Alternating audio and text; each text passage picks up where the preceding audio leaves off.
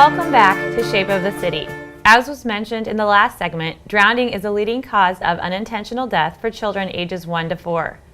Of those, nearly half occur in a residential setting. It seems unimaginable until it happens with your family.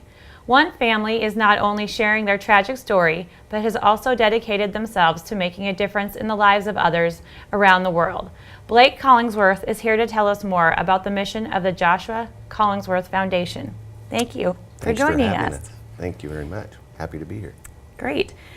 If you don't mind, Blake, let's start by hearing a little bit about your story and how it has served to motivate the foundation.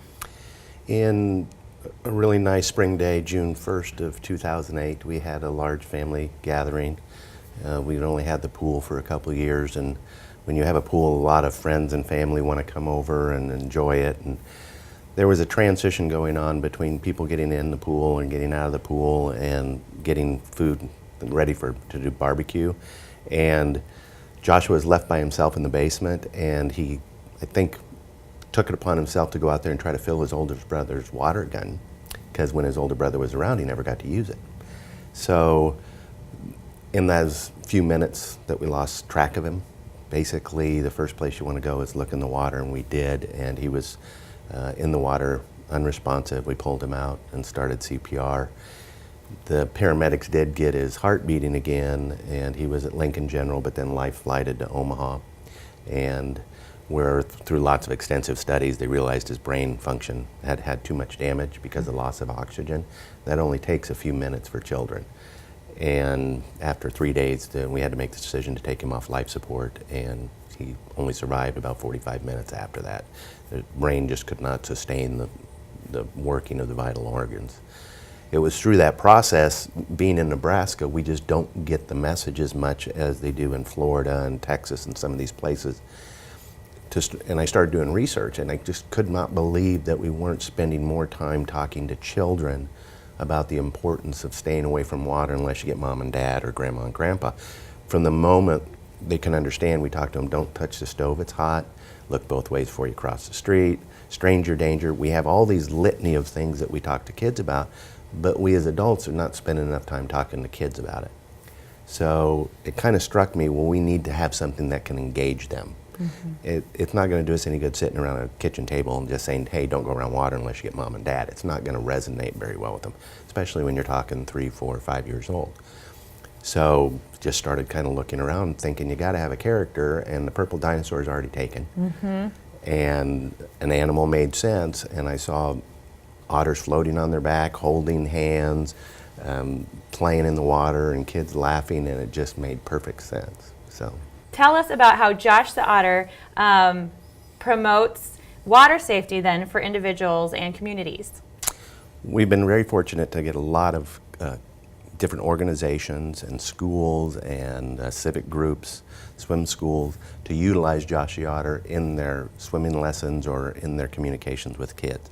We have a very large partnership with the Rotary International, mm-hmm. and over the last few years we've worked with over 300 Rotary clubs around the United States, into Canada, Jamaica, and Australia. And what they do is they go to the school and they read the story to the kids, they talk about water safety, mm-hmm. and then they give a book for the children to take home, just like they do with the Dictionary Project. The Rotarian that thought this up was a Rotarian that was a retired Rear Admiral, and he was the first one. He said, we're not getting enough kids to 3rd and 4th grade to give them a dictionary in Florida. We need to read them this message, so hopefully more will get our dictionaries. And that was his thought process. And it started with that one club of 16 Rotarians, and now over 30,000 books last year to kids were distributed all over the country through Rotary clubs. So we work with them, and also swim schools and parks and recs and YMCAs, a lot of different organizations. They use this kind of, before they get the kids into the water to swim, to talk about the importance of water safety. So are schools in Lincoln participating in this program as well? Yeah, every spring we send out a coloring book and a sticker for every child. We wish we could afford to send every child home with a book, but we haven't gotten to that point yet. But every spring there's a coloring book and a sticker, and then every kindergarten teacher has the book in their classroom. And LPS sends out the coloring books, and they send out a nice little letter saying, hey, before the kids go out for the summer, it's getting warm out, please read and talk about water safety. We also collaborate with the nursing department at Southeast Community College, and they'll take in Josh the Otter. We also have a large mascot and then the hand puppet, and they'll read to the kids. And they do that as part of their nursing program, so it's a neat little collaboration. It's a great partnership, definitely. How has this program grown over the last several years? Through the Rotary has been a major one that has done that, but we're also very active with the National Drowning Prevention Alliance, which is a national organization of groups. USA Swimming's a major factor in that. They train and work with the Olympic athletes, so we have a strategic partnership with them. And it's growing just by the communication with some of those larger organizations, and they're saying, we like what you're doing, and we believe that educating children is something we haven't done. Most of the time we're talking to parents about being diligent, and that's so important. Touch supervision and staying off your phone. Don't text when you're with your children around the water, because it can happen in just a few moments. So all those things are very important. Keep pools, toys out of the pool. There's many different things. But if we can have that front line of those children understanding that they can't do that without mom and dad, that's the important part about it. Great. Who are some of your partners that you're working with to spread the message across the country? The USA Swimming is one of the major ones that we just mentioned, and then I did mention Rotary International. We have a strategic partnership with the United States Coast Guard, the Army Corps of Engineers. We've just got off the phone 2 weeks ago with the Michael Phelps Foundation. Oh, wow. Now that he's out of competitive swimming, he's concentrating more on his foundation work and swimming and promoting swimming. And they called us up and said, we don't really have a drowning prevention component to our message at the foundation, and we like what you do.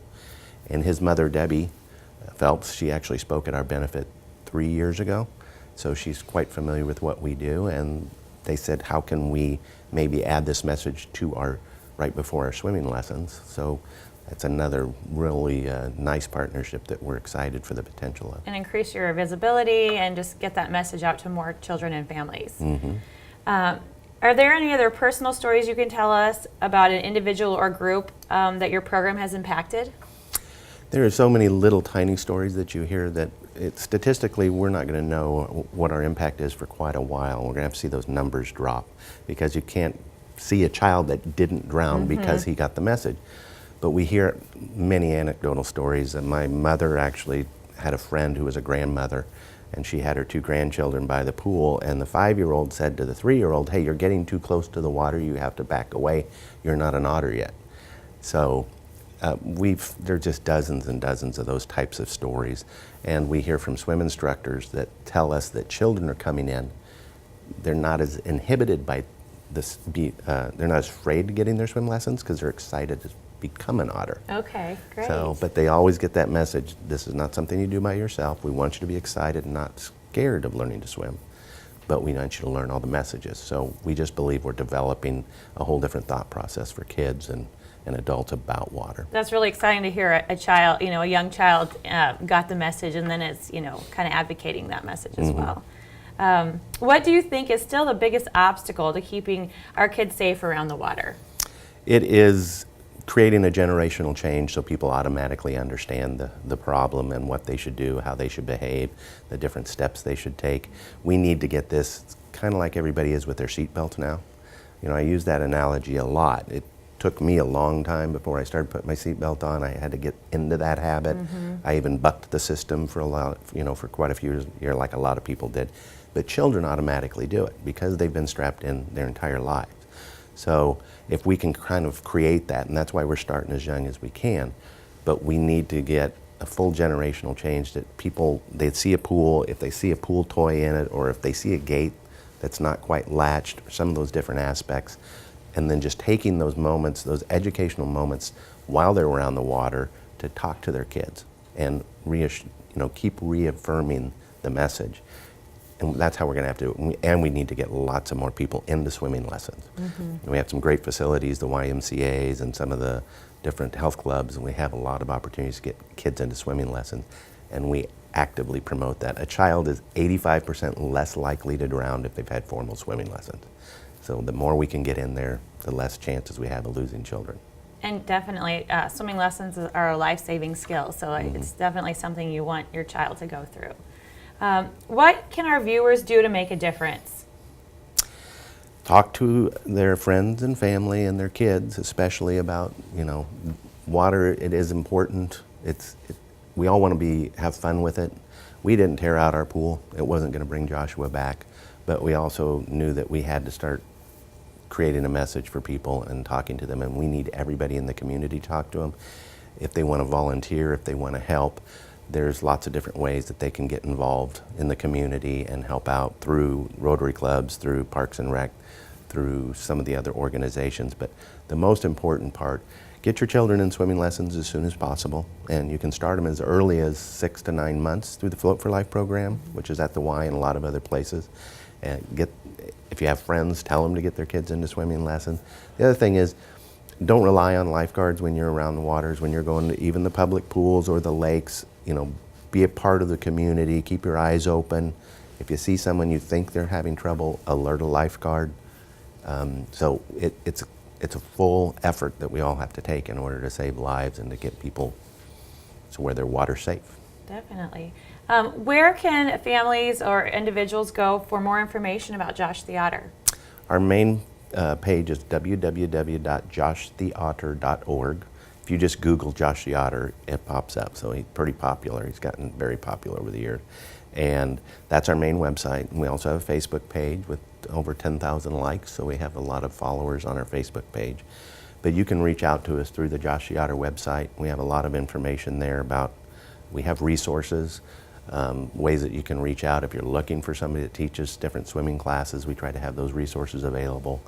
And just the basic stories and information. We also have materials that you can pick up, and the books are in the public libraries, so you can get one there. We also have an app. We don't have it on Android yet, but we do have it on iOS format. So if you have an iPad or an iPhone, it's a free download, and you can read the book on your app, and it has a sing-along song, even has a little pledge that the children can say after they read it, and it is in 9 languages. Wow. So on the app, if you're so inclined, you can read it in Chinese or French or Italian or German. So those are some of the places that you can get more information. So your website would probably be a good resource if you have a caregiver, maybe a grandparent or a babysitter that, as a parent and your child, you've kind of had this discussion, but if during the summer you're going to be leaving your child with a different caregiver, that would be a good resource for them to be able to access materials as well. Yeah, and one of the things that's really important is if you don't have a pool or if you don't think you're around water a lot, but then you're going on vacation this summer, and then you're putting those children in that environment, before they get into that environment, talk to them about it, read the story to them, pull up the app. Hey, we're going to a place that does have a pool, we're going to the lake, or we're going somewhere this is not your normal home environment. So there's different rules why we're here. Don't go around the water unless you get mom and dad. Wear your life jacket if you're in a boat or on the dock. So those are other things they need to, instead of worrying about all the stuff they've packed and other stuff, safety for the children needs to be the first and foremost. Definitely. Thank you so much for sharing your story about Josh the Otter with so many children and families, not just in Nebraska, but across the country. I appreciate you coming. Thank you very much.